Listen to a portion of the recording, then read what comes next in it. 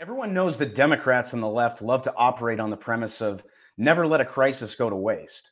But as the midterms loom before them, they are working off another cliche: make hay while the sun shines.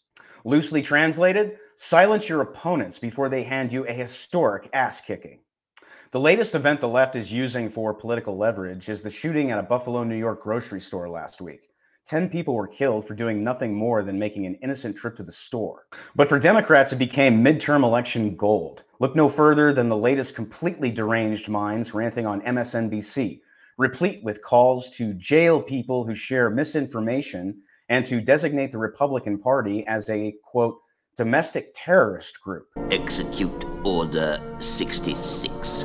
Recently on her MSNBC show, Deadline, former Bush press secretary and Iraq War apologist Nicole Wallace and talking head Errol Southers admitted the totalitarian tendencies of the left. And that apparently is to have the Republican Party labeled as, quote, domestic terrorists. We have to treat it as the terrorist threat that it is. You know, we rallied on 9/11.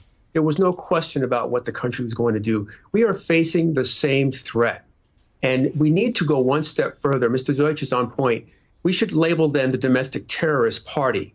Then they had to take it one step further. Carl Cameron, formerly of Fox News, aka Campaign Carl, went on to say the quiet part out loud. The Republicans have become the purveyors of misinformation. And when our two-party system is broken like that, democracy is seriously in trouble. The president acknowledged that. It's time to actually start doing things and maybe taking some names and putting people in jail. Just so we're all on the same page here, these people are discussing on live television the idea of putting Americans in jail for their political beliefs. Where am I? The Gulag. A gulag? They are openly discussing labeling half of Americans domestic terrorists and putting people in jail for having the wrong opinions. And they're deadly serious about it. Avenge me! So what can we glean from all of this? Or as Viper famously said, a good pilot is compelled to always evaluate what's happened so he can apply what he's learned. First, it's true that, quote, desperate people do desperate things. And that's where the Democrat Party is right now. And time is running out. Conservatives typically laugh this stuff off, but it's at our own peril at this point.